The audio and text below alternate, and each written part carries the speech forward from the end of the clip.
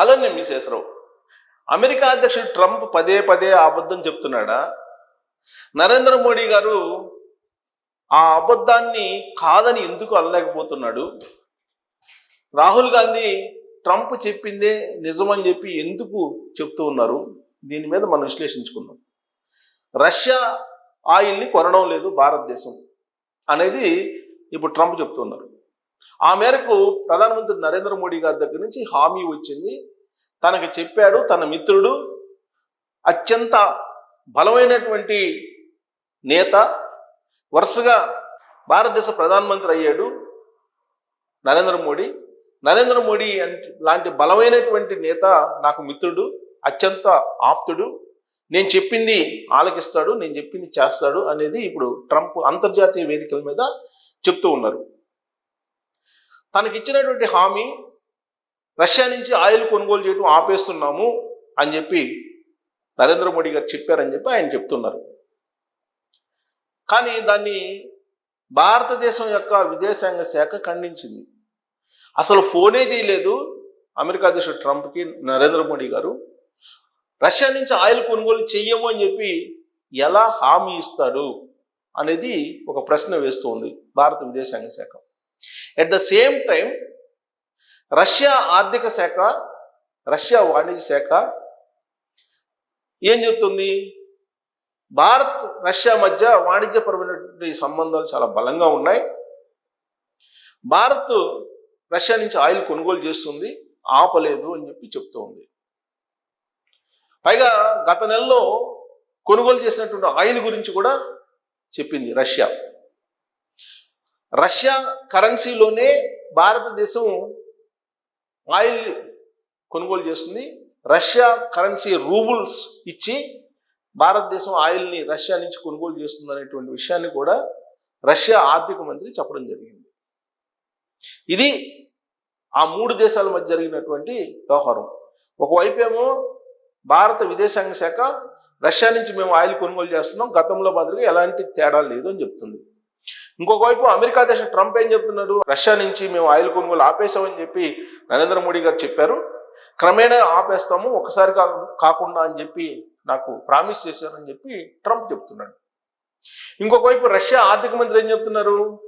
రూబుల్స్లో మాకు కరెన్సీని చెల్లించి ఆయిల్ కొనుగోలు చేస్తుంది భారతదేశం గతంలో మాదిరిగా అని చెప్పి చెప్తున్నారు. దీని మీద అసలు ఎవరు కరెక్ట్ ఎవరు కాదు అని చెప్పి ఒక నిర్ధారణకి భారత ప్రజలు రాకముందే రాహుల్ గాంధీ గారు ఎంటర్ అయ్యారు. ఆయన ఏం చెప్తున్నారు? అమెరికా అధ్యక్షుడు ట్రంప్ చెప్పాడు కాబట్టి భారత ప్రధానమంత్రి నరేంద్ర మోడీ గారు ఫోన్ చేసి ట్రంప్కి భయపడి రష్యా నుంచి ఆయిల్ కొనుగోలు చేయటం మానుకున్నాము అని చెప్పి ఉంటారు. భారతదేశం యొక్క విదేశాంగ విధానం చాలా బలహీనంగా ఉంది, ట్రంప్ చూసి నరేంద్ర మోడీ గారు భయపడుతున్నారు అని చెప్పి రాహుల్ గాంధీ గారు స్టేట్మెంట్ ఇచ్చేశారు, ఎక్స్లో ట్వీట్ చేశారు. ఇది భారత ప్రజల్లోకి పంపిస్తున్నారు. బీహార్ ఎన్నికల్లో కూడా ఇదే అస్త్రాన్ని ఆయన ఉపయోగించుకుంటున్నారు. అయితే దీనికంటే ముందు చిదంబరం గారు ఒక మాట చెప్పారు. ఏమన్నారు చిదంబరం గారు? ఒక పాడ్కాస్ట్ ఇంటర్వ్యూలో 26/11 దాడులు జరిగినప్పుడు పాకిస్తాన్ మీద యుద్ధం చేయాలనుకున్నాము. ఆ రోజున ప్రధానమంత్రి మన్మోహన్ సింగ్ గారు కూడా దానికి ఒప్పుకున్నారు. కానీ విదేశీ శక్తి ఆ యుద్ధాన్ని జరగకుండా ఆపేసింది అనేటువంటి వ్యాఖ్య చేశారు. ఆ తర్వాత దాన్ని ఖండించారు, వక్రీకరించింది మీడియాని కూడా ఖండించారు. బట్ అప్పటికే స్ప్రెడ్ అయిపోయింది. బీజేపీ వాళ్ళు కూడా అదే ప్రశ్న వేస్తున్నారు. ఏ శక్తి మిమ్మల్ని ఆపింది, ఏ విదేశీ శక్తి మిమ్మల్ని ఆపింది అని చెప్పి క్వశ్చన్ చేసినప్పుడు అప్పుడు అమెరికాకు సంబంధించినటువంటి విదేశాంగ సంబంధించిన ఒక మహిళ వచ్చి ఆపేశారు, ఒత్తిడి తీసుకొచ్చారు అని చెప్పి ఏదో చిదంబరం గారు దాన్ని చెప్పేసి దానికి సీరియస్నెస్ తగ్గించేటువంటి ప్రయత్నం చేశారు. ఇక ఖలిస్తానీ ఉద్యమం గురించి, ఆపరేషన్ బ్లూ గురించి కూడా చెప్పారు. ఏం చెప్పారు? ఇందిరాగాంధీ తప్పు చేశారు, ఆ రోజు ఆపరేషన్ బ్లూ చేయకుండా ఉండాల్సింది, కానీ ఆ తప్పులు అందరూ భాగస్వామ్యం ఉంది, ఒక ఇందిరాగాంధీదే కాదు, కానీ ఆవిడ బలైపోయింది తోటాలకి అని చెప్పి ఆయన చెప్పారు.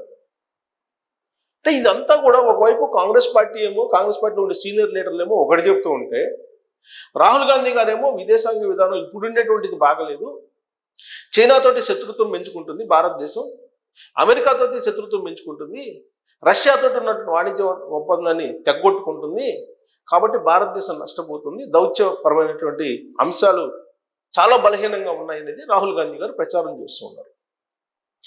ఇలాంటి ప్రచారమే ఆపరేషన్ సింధూర్ విషయంలో కూడా వచ్చింది. పాకిస్తాన్ భారతదేశం మధ్య యుద్ధం జరుగుతున్నప్పుడు ఆపరేషన్ సింధూర్ 2.0లో పాకిస్తాన్ ఒక్కసారిగా సీజ్ ఫైర్ కోరింది. అందుకే సీజ్ ఫైర్ని అంగీకరించామని చెప్పి భారత ప్రభుత్వం చెప్తుంటే, ట్రంప్ మాత్రం భారత్ పాకిస్తాన్ మధ్య యుద్ధాన్ని నేనే ఆపాను, టారిఫ్స్ పెంచుతానని చెప్పి భయపెట్టాను నరేంద్ర మోడీని, ఆయన భయపడిపోయాడు, యుద్ధాన్ని ఆపేశాడు అని చెప్పి ట్రంప్ చెప్తున్నాడు. ఒకసారి కాదు, 2 సార్లు కాదు, అంతర్జాతీయ వేదికల మీద ఎక్కడికి వెళ్ళినా కానీ ఆయన ఇదే చెప్తూ వస్తూ ఉన్నారు. అప్పుడు కూడా రాహుల్ గాంధీ అండ్ టీం కంటే కాంగ్రెస్ పార్టీ, నరేంద్ర మోడీ గారు అమెరికా ఒత్తిడికి తొలగిపోయాడు, అందుకే యుద్ధాన్ని ఆపేశారు, పాకిస్తాన్ మీద యుద్ధం చేయడానికి ధైర్యం చేయలేకపోయారు అనేటువంటి కామెంట్లు చేశారు.